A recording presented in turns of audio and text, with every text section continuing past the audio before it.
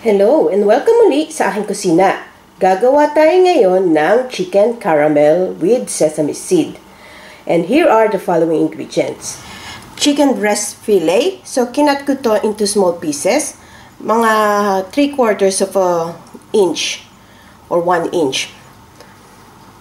Itong gagamitin natin for marinade. Meron tayong sesame oil, pepper, chicken bouillon, crinash ko lang siya. And so, para sa ating sauce, gagamit tayo ng honey, ketchup, sugar, vinegar, soy sauce. And para sa ating coating, gagamit tayo ng plain flour, egg wash, and corn flour. Sa ating garnishing, gagamit tayo ng spring onion and toasted sesame seed. So, ang lahat na ingredients at exact measurements, makikita nyo ang link sa description box. Paki-check na lang. So, ang ating first step, imamarinate natin itong chicken. So, ilalagay natin yung yung sesame oil, yung pepper, yung sugar, at yung bouillon, chicken bouillon na crinash natin. So, haluin lang natin to completely. So, make sure na covered lahat yung ating chicken.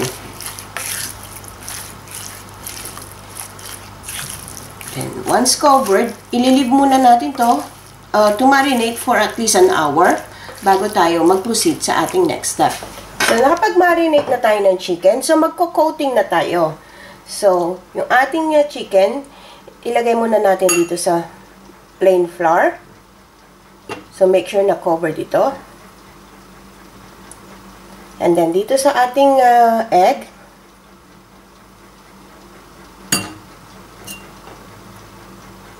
and then, dito sa ating corn flour or cornstarch. So, and then, iset aside lang natin to. So, continue natin ang process na to hanggang matapos natin lahat. So, eto na yung na-coat natin chicken. So, magpapainit na tayo ng oil ngayon sa pan, ready for frying. So, mainit na yung oil sa ating pan. Ilalagay na natin yung chicken na na-coat natin.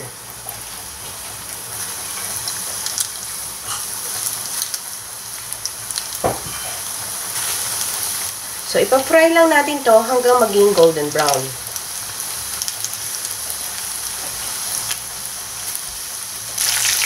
So, ayan. Golden brown na yung ating chicken. Kuha lang tayo ng plate with paper towel. So, hanguin lang natin to. So, ilagay lang natin dito para ma-absorb yung excess oil. Then, continue lang natin ang process na to hanggang matapos natin lahat ng chicken.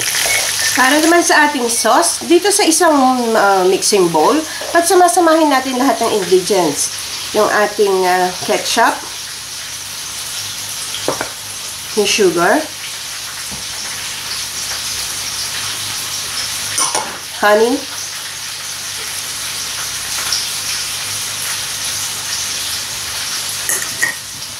yung ating vinegar,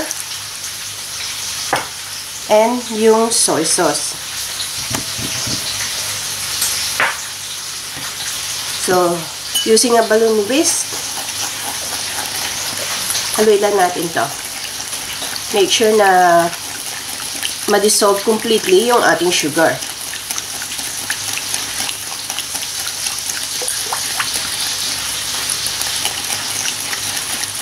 So, once dissolved, we'll set this aside. So, dito sa pan na pinagprituhan natin, ilalagay natin yung oil, yung ating sauce.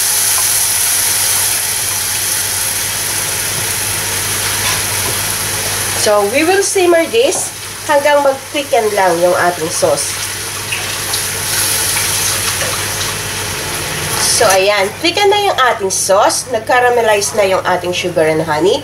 So, isama na natin yung na-fry nating chicken bits.